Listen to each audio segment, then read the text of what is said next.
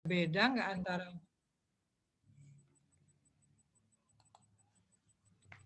ada beda nggak kiranya Undang-Undang 32 2004 dengan 23 2014? Ada nggak sih?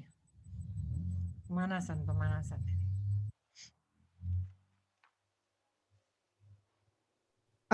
Ada Bu. Ya, mana? Yang Bagian yang mana? di bagian urusan pembagian pemerintahan daerah, Bu. Jadi kalau di Undang-Undang Nomor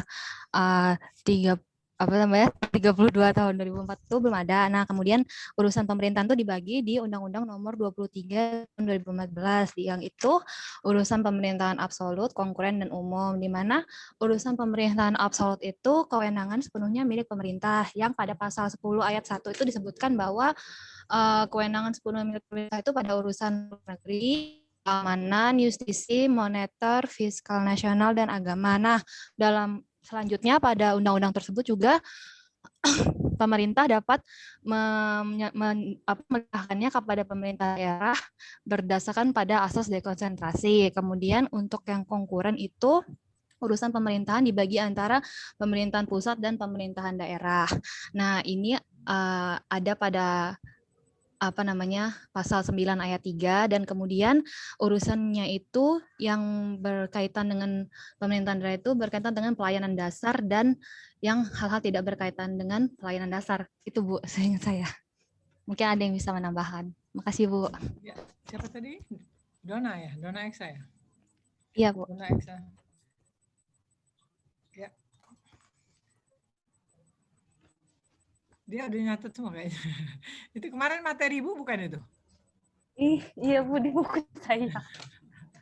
Nggak bagus, Pak. Harusnya dibaca. Daripada sama sekali nggak baca, gimana? Lalu ada lagi yang menambahkan, boleh? Nggak apa-apa, sama juga boleh. Emang jawabannya bener kok. Yalah. Saya sependapat, Bu. Saya ada nambahkan, Bu. Wah, itu yang bagus. Kalau cuma dosen yang ngoceh terus, kapan mahasiswanya pintar? Mahasiswanya yang ngoceh terus. Oke? Ayo, Billy. Ya Kamu udah Bu, mau kalau manggil-manggil ibu terus. Bu, cepet Bu, cepet Bu. Nah, ini ayolah. kalau Kita santai aja saya ya, nggak perlu tegang atau aduh nggak bisa gue ini gimana ya. Nggak, santai aja. Gimana Bil? kalau saya mungkin nambahin dari Dona Bu, ada penambahan pemekaran wilayah, lalu ada pemisahan antara pemerintah desa, pemilu kepala daerah, dan pemilu pemilu kada ya, pemilu dan pemilu kada Bu. Mungkin itu Bu yang saya tambahin. Berarti kalau Billy melihat secara penuh, ini 32 2004, ini 23 2015.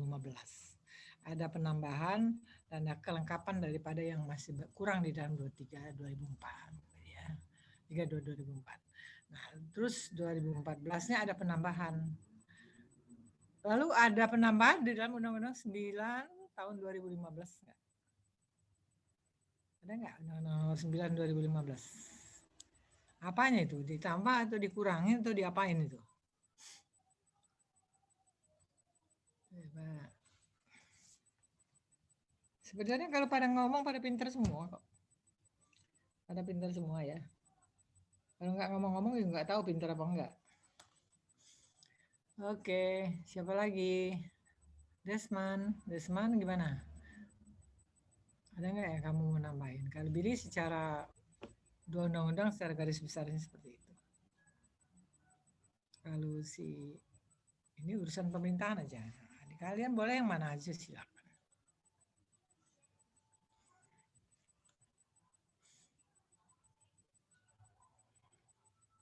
Ada?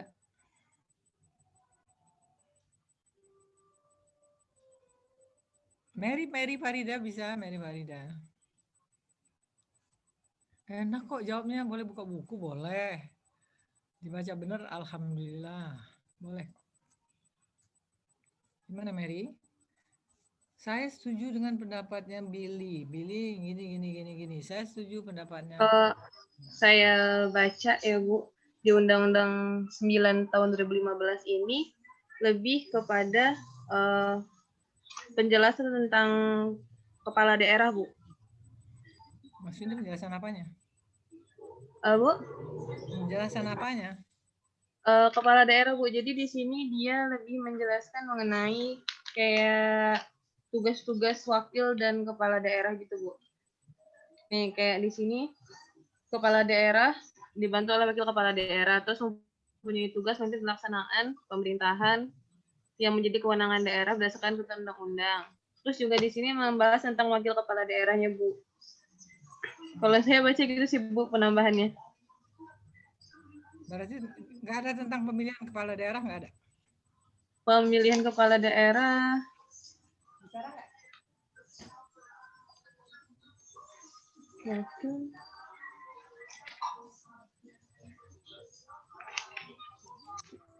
Nggak ada Bu. 19 2000 Belum ada Bu. Sini saya cuma baca tentang ininya aja. boleh yang lain nambahin. Ada nggak?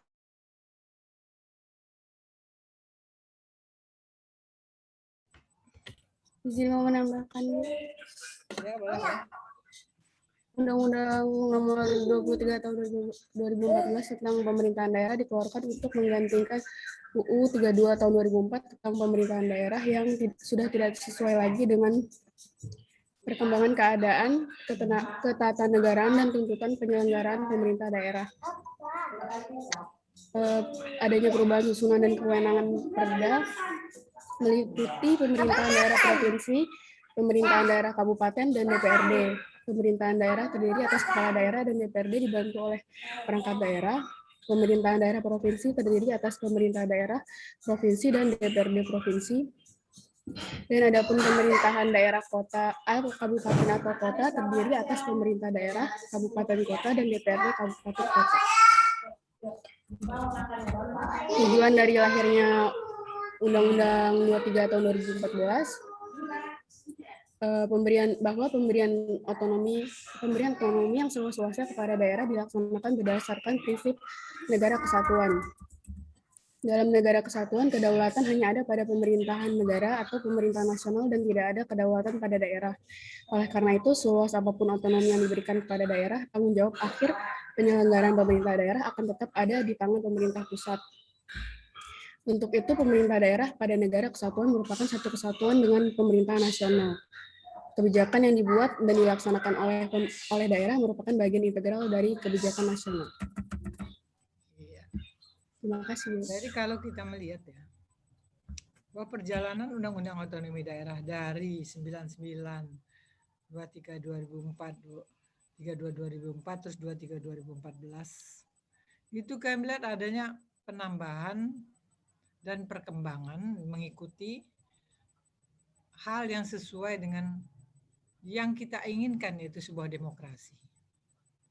Berarti kalau kita melihat perubahan-perubahan itu sampai kepada bentuk sebuah negara demokrasi, demokrasi yang kita lihat sekarang itu demokrasi yang seperti apa sampai dengan 32 2004 atau 23 2014. 23 2014, 32 2004. Ya kan, benar nggak? Bisa nggak ada yang menggambarkan ini loh ketika dua undang-undang pertama kali yang berlaku dan bisa berjalan sesuai dengan keinginan masyarakat Indonesia, ada mungkin sebuah keadilan antar sesama daerah, jangan ada yang lebih punya hasil yang lebih luas tetapi mendapat imbalan yang kecil dan sebagainya. Akhirnya keluarlah Undang-Undang 2299. 2299 kita melihat ada perubahan di situ bahwa kekuatan anggota DPRD lebih kuat daripada legislatif, lebih kuat daripada eksekutif. Kita ada beberapa lagi pemecahan masalah-masalahnya sampai kepada 23 2013. Semuanya perjalanan itu sebenarnya kita melihat adalah sebuah perjalanan menuju sebuah negara yang demokrasi. Pintu gerbang dibuka seluas-luasnya untuk mencapai sebuah demokrasi dan sebagainya. Urusan-urusan dibagi yang nyata seluruh daerah, bagian daerah kabupaten dan daerah kota dan seterusnya. Sampai pada pemilihan yang dilakukan oleh langsung rakyat. Ya kan? Benar nggak? perkembangan perjalanannya. Itu sudah terwujud sebuah demokrasi ketika masyarakat memilih langsung presiden, memilih langsung gubernur, memilih langsung bupati. Itu sudah demokrasi. Ada nggak dulu? Nggak ada kan? Pada zaman sebelumnya kan nggak. Nah, ini kita melihat perubahan-perubahan sampai kepada bupati mempunyai wakil bupati. Pertama kali kita melihat ada sistem otonomi yang menerapkan daerah-daerah. Sampai sekarang gubernur, ada wakil gubernur. Kalau dulu kan nggak ada. Bupati, sekda, sekretaris daerah, gubernur, sekretaris daerah. Tapi sekarang ada. Urusannya berbeda. Karena urusan yang dilimpahkan kepada kita itu ada urusan pemerintah pusat, ada urusan pemerintah daerah yang harus dikembangkan sehingga semuanya paham dan manfaatnya banyak. Seperti itu. Lalu dalam perjalanan itu kita melihat juga bahwa ada juga faktor-faktor lain yang harus dikembangkan. Tetapi ada juga faktor-faktor penghambat yang ada di dalam perjalanan menuju sebuah demokrasi dalam sistem ketatanegaraan yang fokusnya pada desentralisasi otonomi. Itu hambatan yang sekarang kalian lihat dari perjalanan itu ada beberapa hambatan. Misalnya saya lihat daripada tahun 2014 atau saya lihat pada 2004, saya lihat pada 1999. Hambatannya ini, ada nggak bisa saudara melihat gambaran itu? Oh, pada 2099 tuh ini. Hambatannya seperti ini, sehingga perlu perubahan. Perubahan pada 2004, hambatannya ini. Dan ada nggak bisa menemukan? Kan kita udah memaparkannya sudah berminggu-minggu gitu ya. Ada? Boleh baca dulu, boleh kok. Silakan. Saya, Bu. Oke. Habibi. Iya, saya Muhammad Habibi. Kalau perbedaannya antara Undang-Undang 22 tahun 99, Undang-Undang nomor 32 tahun 2004, dan juga Undang-Undang 23 tahun 2014, itu pertama letaknya di perbedaannya di sistem pembagian kewenangan antara pemerintah pusat dan daerah. Bagaimana Undang-Undang 22 tahun 2009 itu memberikan kebebasan yang seluas-luasnya kepada pemerintah daerah, tetapi tidak terintegrasi, akhirnya terjadilah ketimpangan. Lalu dirubah di Undang-Undang 32 tahun 2004, itu pembagian otonominya itu otonomi bertanggung jawab, artinya pemerintah daerah itu berhak mengeluarkan kebijakan asalkan tidak bertentangan dengan kebijakan atau peraturan yang dikeluarkan oleh pemerintah pusat. Lalu di Undang-Undang 23 tahun 2014 itu dikuatkan lagi, yaitu ada namanya otonomi seluas-luasnya, dan juga ada tugas pembantuan atau dekonsentrasi, di mana kewenangan itu dibagi. Ada kewenangan pemerintah pusat yang dapat didistribusikan, ada kewenangan pemerintahan pusat itu yang bersifat absolut. Ada 6, agama, justisi, fiskal, habis itu moneter, hubungan luar negeri, dan militer.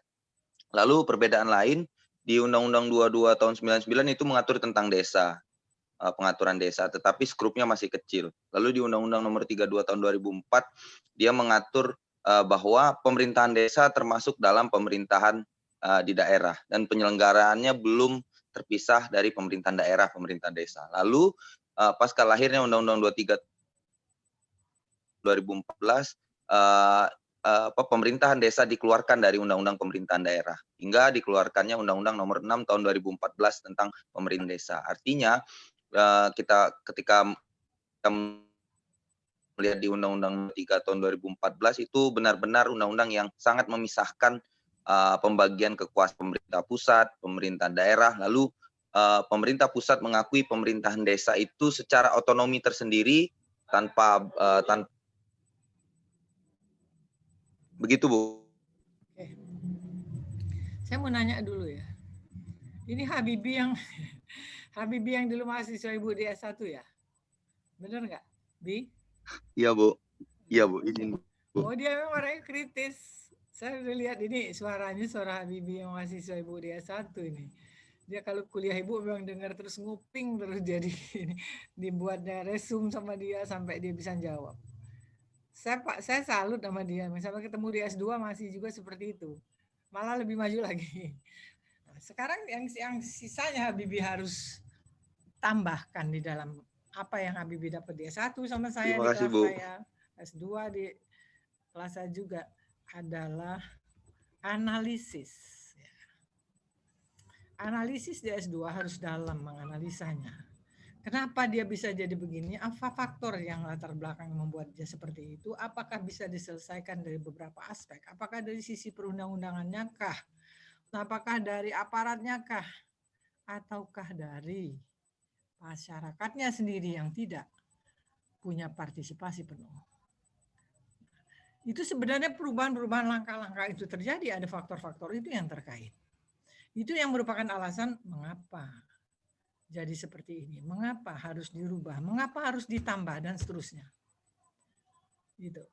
Kalau saya melihat dari perjalanan saya minta siswanya seperti Habibie bisa menganalisanya. Cuma analisanya diperdalam lagi semenjak S2 ini harus analisisnya, penguraian kelompok-kelompok yang dibicarakan itu harus jelas.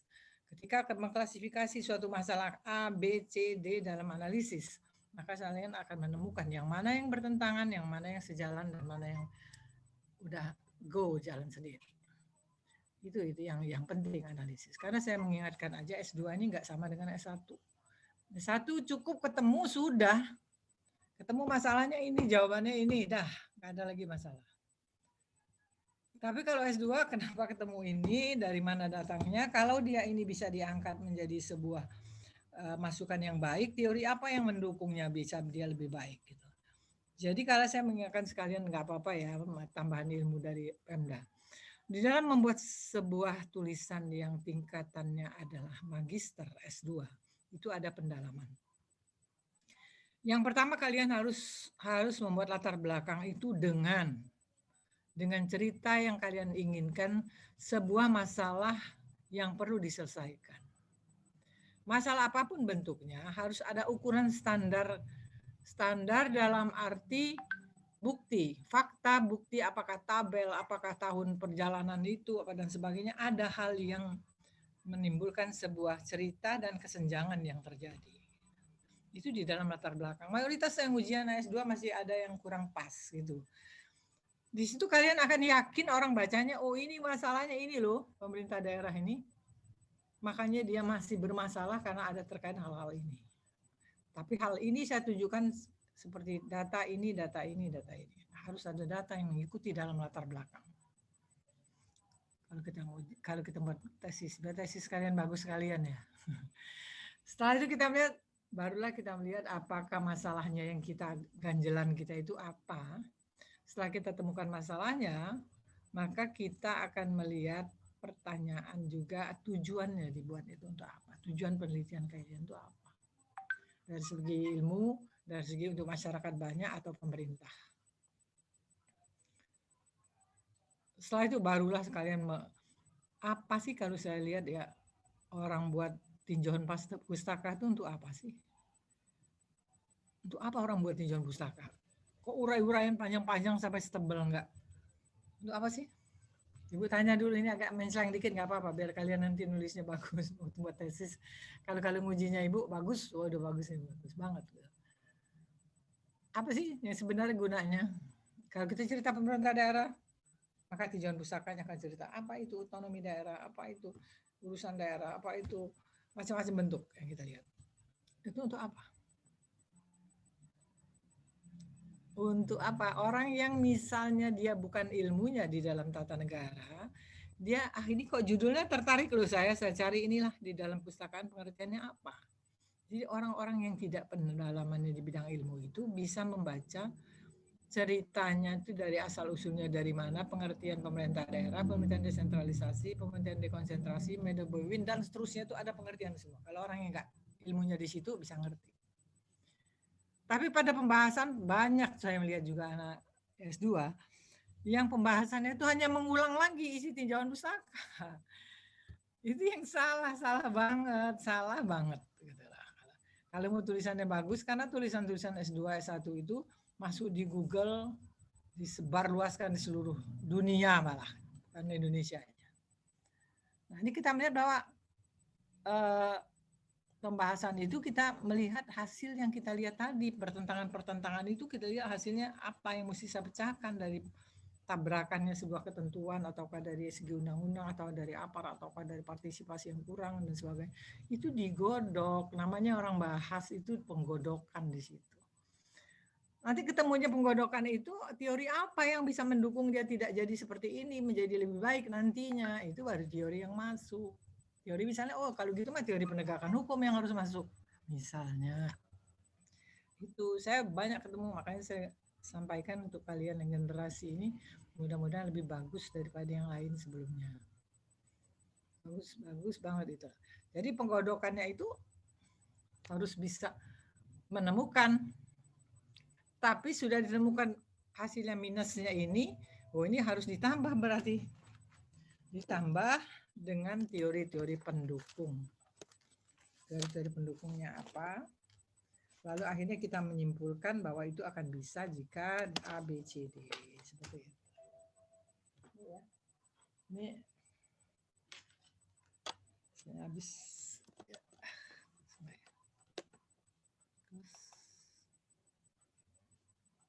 Udah mau habis ini. Persennya kecil banget.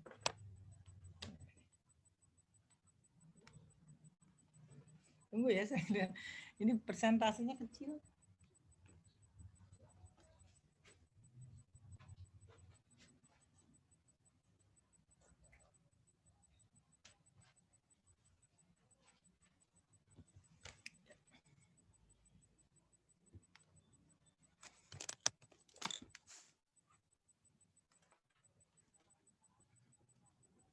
Tunggu sebentar ya. Ini enggak.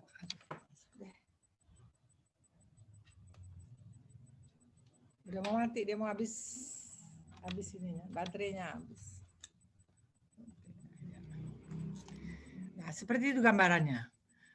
Dari perjalanan ini, saudara, kalau memang ini kan bukan jurusan HTN semua ini kan, bukan ya? Ada yang pidana lain. Enggak apa-apa, tapi cara menulis skripsi itu mau di HTN, mau di pidana, mau di HAN sama aja. Penggodokannya seperti itu. Kalau HTN lebih fokus pada ketatanegaraan. Lalu kita melihat lagi dalam situasi sekarang terjadinya perubahan sesuatu yang disebut dengan paradigma 99 ke 2004, 2004 ke 2014. Itu perjalanan apakah sudah sampai di situ cukup? Ataukah masih adakah yang mungkin perlu dikembangkan lagi dari aspek lain? Ada kemungkinan enggak? Saya nanya. Ada kemungkinan apa enggak berubah? Atau sudah mantap kelihatannya, pemilunya sudah oke, aturannya sudah ada dan sebagainya sudah, terus pembagian urusan sudah oke. Apakah ini sudah dianggap kita benar? Sudah dianggap kita sudah bagus? Sudah oke gitu lah. Benar enggak? Ada yang ngasih masukan saya? Ngasih masukan saya boleh?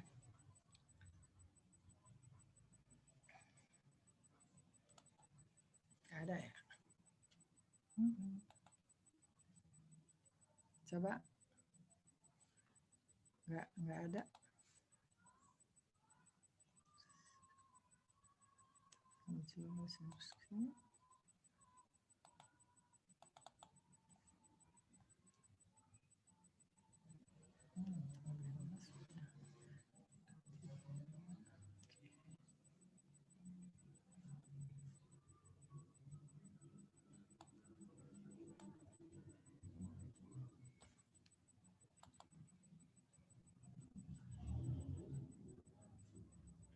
Oke, ini udah ya. Ini 2003, 2004 ke 2299, oke. Terus kok jadi ini sih yang keluar? Hilang.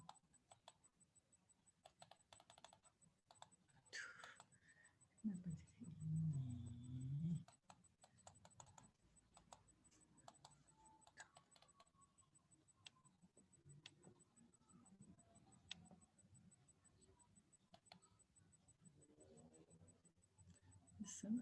jadi ini?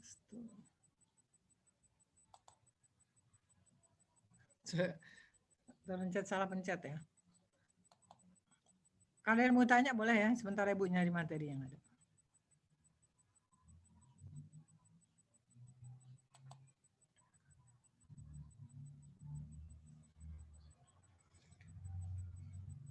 Kalau nggak ada kita lanjutkan melalui ini dulu ya, melalui PowerPoint yang saya buat. Fokus otonomi daerah itu kita lihat pada fokusnya adalah pelayanan dasar masyarakat yang ada daerahnya adalah kabupaten dan daerah kota. Jadi kalau gitu provinsi nggak termasuk ya? Fokus otonomi daerah termasuk nggak? Fokus yang memberatkan yang akan dijalankan lebih berat pada daerah atau kepada provinsi? Fokusnya. Ada yang bisa?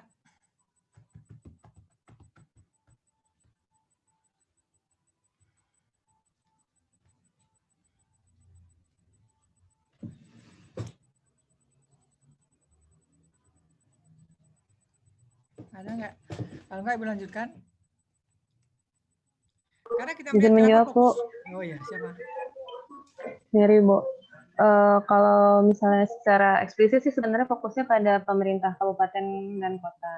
Karena kalau misalnya kabupaten dan kota itu maju, secara otomatis bisa dibilang provinsi juga maju gitu, Bu. Jadi sebenarnya kalau fokus utamanya kabupaten kota, tapi bukan menutup kemungkinan provinsi itu tidak diperhatikan juga karena kabupaten kota itu masih bagian dari provinsi. Jadi ketika kabupaten kota itu maunya prestasi atau mengalami kemajuan, maka itu akan berdampak juga pada pemerintahan provinsi. Seperti itu, terima kasih. Jadi kalau kita melihat yang dikatakan Mary itu adalah seperti ini ya, sama dengan pendapat yang pikiran saya juga sama, bahwa fokusnya adalah di kabupaten kota. Walaupun provinsi sebenarnya provinsi adalah perpanjangan tangan pusat yang ada di daerah. Tapi bagaimana provinsi itu mengolah apa yang dijadikan bagian yang urusan pemerintah daerah harus diawasi dan amati sampai semua berjalan dengan baik.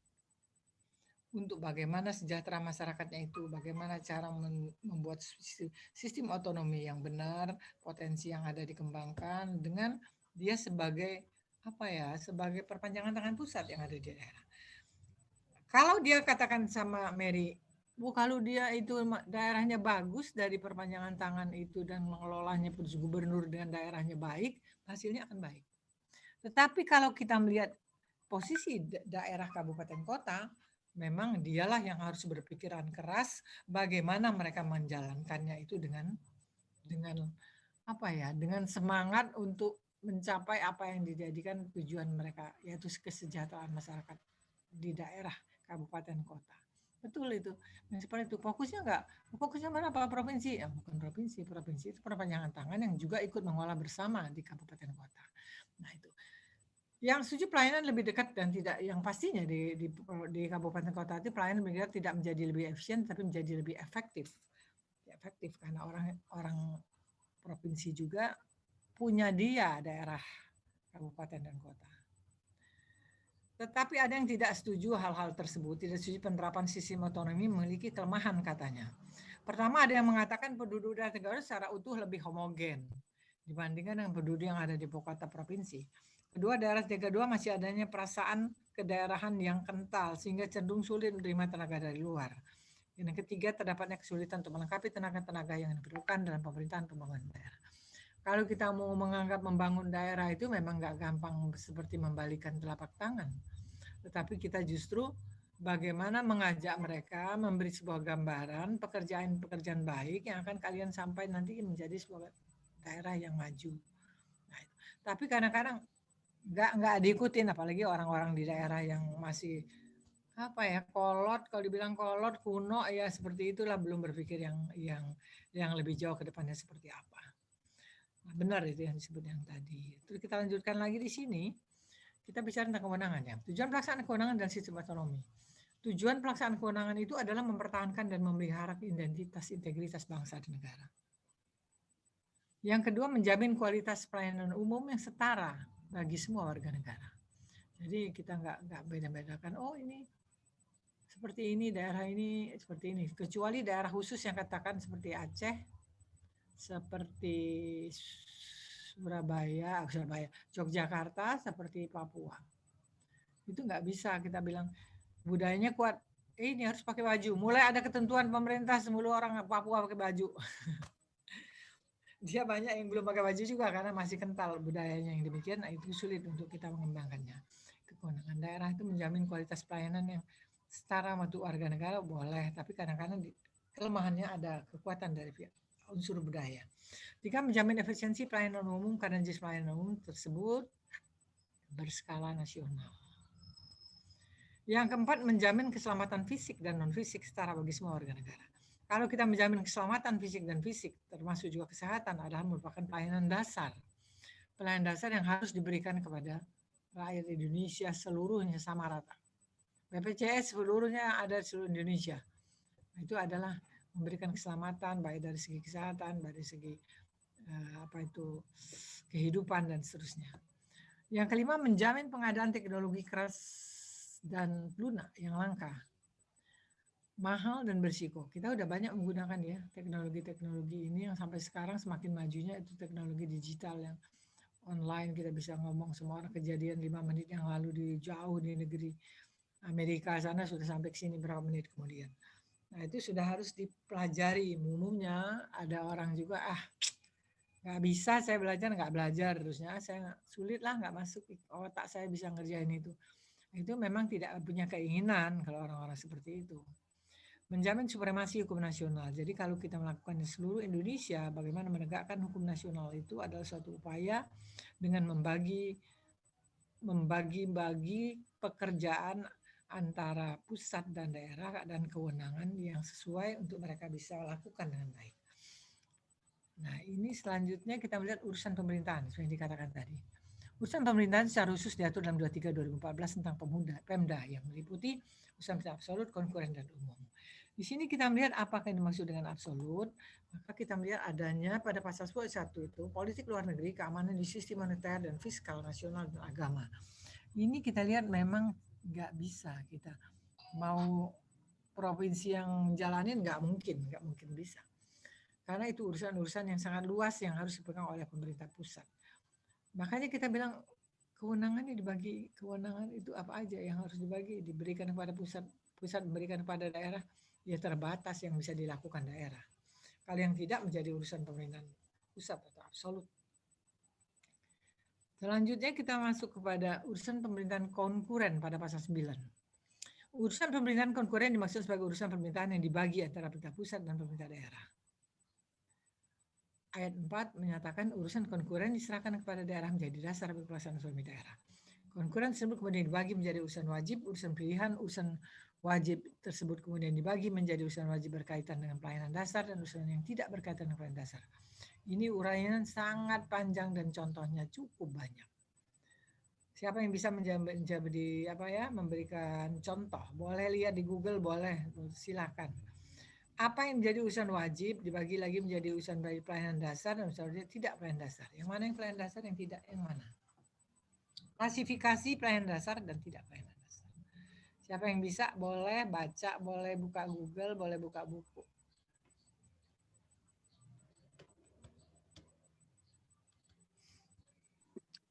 Saya Bu, lagi Bu. Habibie Bu. Jadi kalau pemerintah urusan pemerintahan yang konkuren itu karena dia menyangkut pelayanan-pelayanan dasar. Jadi yang bisa dipegang juga oleh pemerintah daerah itu yaitu pendidikan, kesehatan, lalu sosial kesejahteraan, pertanian, lingkungan hidup itu merupakan urusan pemerintahan yang dapat didistribusikan gitu kepada pemerintah pusat pemerintah daerah. Tetapi kenapa urusan pemerintah absolut itu ada 6 tidak bisa didistribusikan ke daerah? Itu yang pertama terkait hal yang pokok yaitu sumber daya manusia. Tidak semua di daerah ketika misalnya salah satu contoh aja dari 6 pemerintah urusan pemerintahan absolut itu misalnya seperti agama. Urusan agama misalnya itu sangat sensitif. Ada di daerah-daerah timur mungkin mayoritasnya tidak Islam. Artinya kebijakan-kebijakan misalnya kalau itu didistribusikan atau diotonomikan itu akan terjadi pertabrakan kebijakan lah antara daerah satu dengan daerah yang lain. Gitu. Tetapi kalau untuk menyangkut pelayanan dasar, tetapi tidak hanya pemerintahan absolut itu tidak mutlak itu dijalankan, maksudnya begini Bu, pemerintahan pusat saja. Tetapi misalnya seperti fasilitas, fasilitas tempat lah untuk pemerintahan pusat itu, seperti misalnya dari 6 pemerintahan absolut itu justisi seperti Mahkamah Agung, Kanwil Kemenkumham, lalu Kejaksaan Agung yang itu diwakili oleh Kejati misalnya. Itu dia harus di pemerintahan daerah itu, pemerintah daerah, gubernur itu di skalanya provinsi wajib memberikan fasilitas kepada lembaga negara yang menjalankan urusan pemerintahan absolut yang tidak dijalankan oleh daerah. Mungkin begitu, Bu. Oke. Ya. Di belakang Habibie ada? Habibie udah jelas tuh, nambahin aja, kalian tinggal nambahin. Oh, saya mau nambahin, Bu. Oke.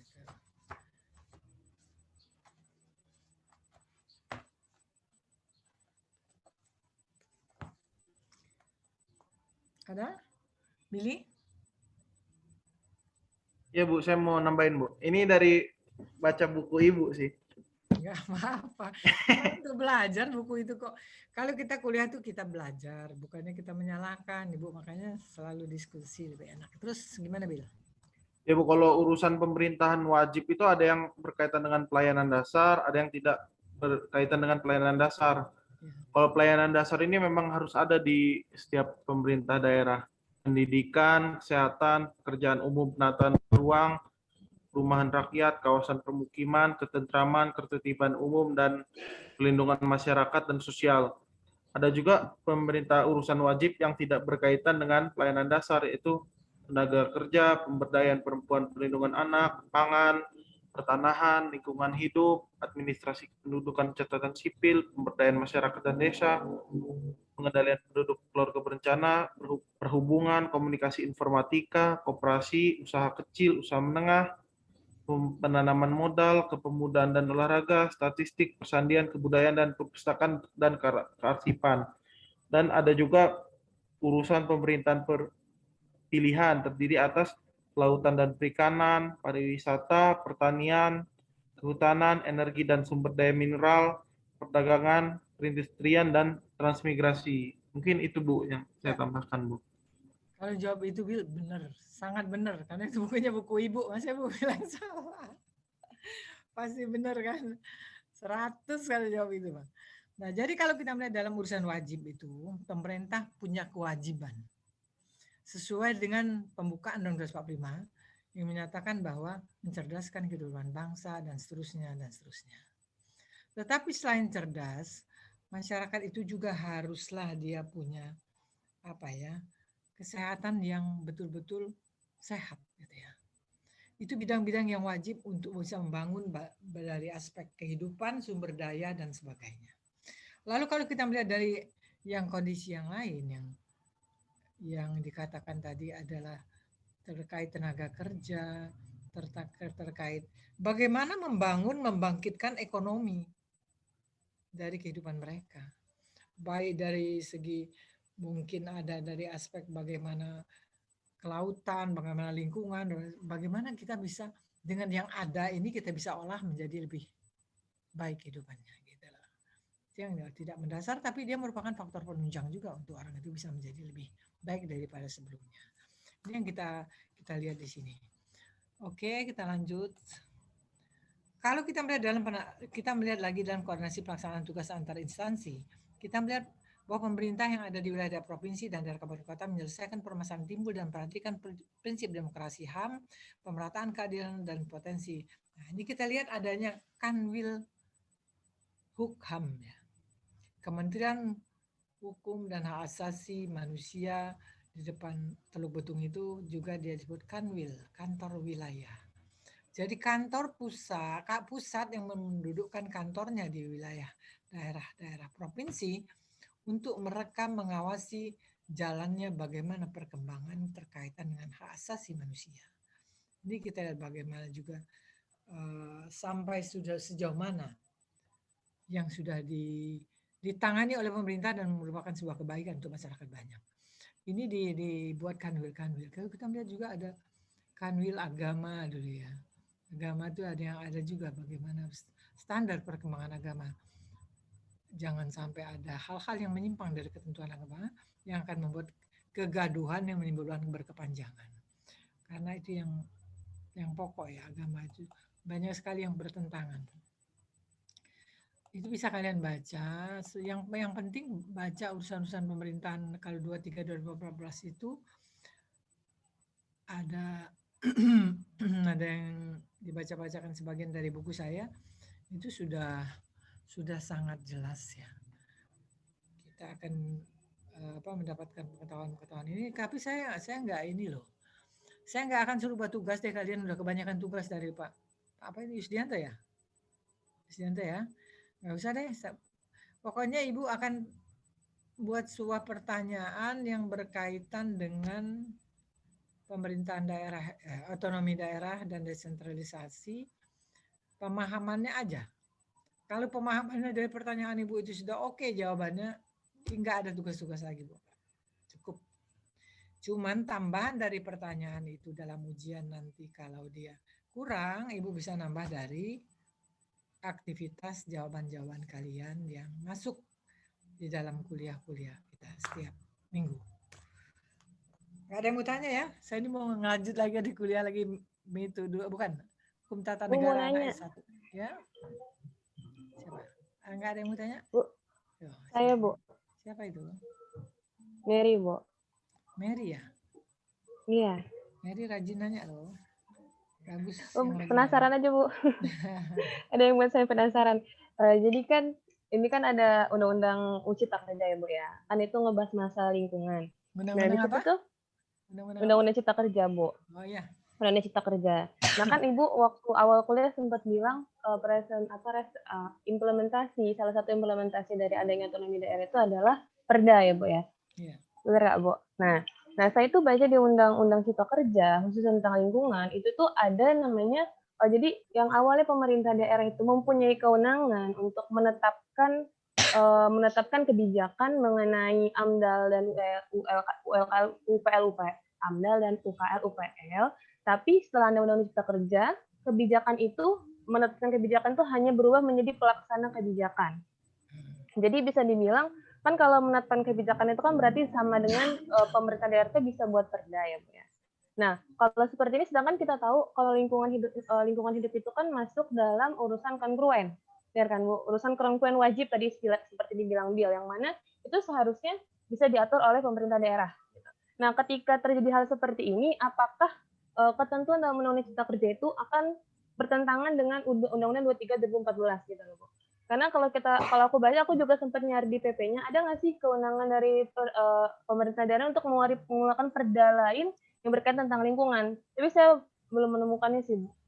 Makanya saya bertanya, apakah pemerintahan kongruen itu bisa semena-mena ditarik gitu aja, apalagi tentang perdanya gitu, ataukah ya udah nggak apa-apa tarik aja gitu loh. Sekian, Bu, terima kasih. Ya. Karena gini, kalau kita melihat di dalam undang-undang itu yang menguatkan isinya hal seperti itu, bagaimana kita pelaksanaan ini kan bisa nggak ada. Nanti ada, kalau ada hal-hal ini nggak bisa seketika itu, oh ini nggak boleh. Tapi nanti ada kebijakan pemerintah yang namanya kebijakan yang diambil pemerintah, yang mana yang bisa menserasikan antara keduanya. Jadi belum bisa kita putuskan, oh ini kalau gitu nggak bisa dong. Nah, nanti akan timbul kebijakan-kebijakan setelah undang-undang itu berjalan biasanya. Penafsiran itu tidak bisa penafsiran sekarang tanpa ada fakta realnya yang berlaku. Tidak bisa berjalan mengakibatkan hal negatif dan sebagainya. Itu ada sebuah titik temu yang dicari bagaimana itu bisa, atau nantinya akan ditambah penjelasan lebih lanjut dalam penjelasan undang-undang itu kan pasti ada penjelasan. Penjelasannya itu dianalisis. Jadi belum secepat itu kalau undang-undang itu kita bisa, kalau ini berarti nggak boleh. Nah itu yang salah. Kalau kita orang hukum, jalan dulu undang-undangnya. Nanti kita lihat bagaimana reaksinya itu. Kebijakan akan muncul disesuaikan dengan ada pihak-pihak yang berkepentingan juga menikmati sebagian yang dia memang menjadi hak mereka. Jadi seperti itu, kita nggak bisa buru-buru kalau namanya undang-undang. Pasti karena perbuatan perilaku itu berubah atau perilaku itu menghendaki suatu kebaikan, baru ada kebijakan yang muncul. Karena kalau kita lihat ada keputusan pemerintah, sudah undang-undang keluar, terus ada yang menjelaskannya. Pemerintah menjelaskan dengan pengertian dari kebijakan-kebijakan yang mana dianggap ada yang negatif atau ada yang kurang sesuai, itu dalam perjalanan nanti. Mungkin ada tempo 1 tahun kayak kita lihat dari undang-undang ini ya, 99 dulu, jalan aja dulu. Wah ini masa kalau dikasih kewenangannya ke kabupaten kota nggak perlu lagi peduli sama gubernur. Orang dia dikasih kewenangan kok dengan pusat yang ngasih gini. Nah itu pertentangan juga kan akhirnya. Akhirnya muncul lagi pembaruan dari 99 menjadi 32 2004. Nah, jadi kita nggak bisa cepat-cepat kalau orang hukum ketika itu biur diberlakukan, terus kita lagi punya pikiran, oh ini nggak bisa nih. Nah, tetapi kita lihat contoh 2299 sudah jalan, biur jalan, oh ya benar. Berarti daerah ini sudah melangkahi, kadang-kadang diundang provinsi untuk rapat, dia nggak datang, orang saya kewenangan dikasih pusat kok, saya nggak ada urusan provinsi. Provinsi itu perpanjangan pusat, saya nggak usah izin provinsi, gubernur nggak perlu. Nah, akhirnya undang-undang itu dirubah dalam tempo 5 tahun, orang sudah ngolah lagi undang-undang itu untuk diperbaiki, disesuaikan dengan kondisi yang ada. Nah, jadi gitu ya. Jadi undang-undang itu nggak, karena orang-orang yang namanya demon itu ya dia belum tahu, pasti ada juga pikiran akan perbaikan itu karena membuatnya kan nggak gampang. Jadi ada peraturan pemerintah yang menguatkan isi undang-undang itu, masih mencelenggak, masih ada lagi ketentuan, kebijakan, masih juga baru dibuat perubahan, disesuaikan yang sudah faktanya lebih banyak, masukannya lebih banyak, bahwa itu tidak adil, bahwa itu tidak benar, atau itu ada kekeliruan. Oke, saja nggak ada lagi, tutup ya. Ibu. Ya, sampai ketemu minggu depan. Ini berapa kali lagi sih kuliahnya, kayaknya nggak habis-habis perasaan saya. Berapa kali lagi, Bil? 2 kali lagi ya Bu. Nanti saya tanya ke Coba kamu nih ketua kelas, kasih tahu lapor Ibu, Bu. Bu, 2 kali lagi. Kalau 2 kali lagi, sekali lagi kita kuliah, sekali ini kita ujian. Mas, ya. Mudah-mudahan lah lulus semua lah ya. Doain aja. Itu aja yang Ibu sampaikan hari ini. Mungkin nanti pertanyaan ke depan boleh dibaca di rumah dan bertanya lagi. Tapi saya sistem ngajarnya memang mungkin nggak sama orang ya, banyak diskusinya daripada mencatat. Karena diskusi itu sesuai bicara sekalian penerapan gitu loh. Kalau yang teks ya penerapannya kayak mana nggak tahu. Tapi kalau Ibu teks, penerapan, diskusi. Kebiasaannya seperti itu. Supaya lebih mudah memahami dan lebih nempel lah gitu, nggak cepat-cepat hilang. Itu aja saya akhiri. Makasih banyak atas perhatiannya. Sampai ketemu minggu depan. Semoga selalu sehat. Dan assalamualaikum warahmatullahi wabarakatuh. Waalaikumsalam warahmatullahi wabarakatuh. Waalaikumsalam. Terima kasih, Bu. Terima kasih Bu. Assalamualaikum. Terima kasih Bu.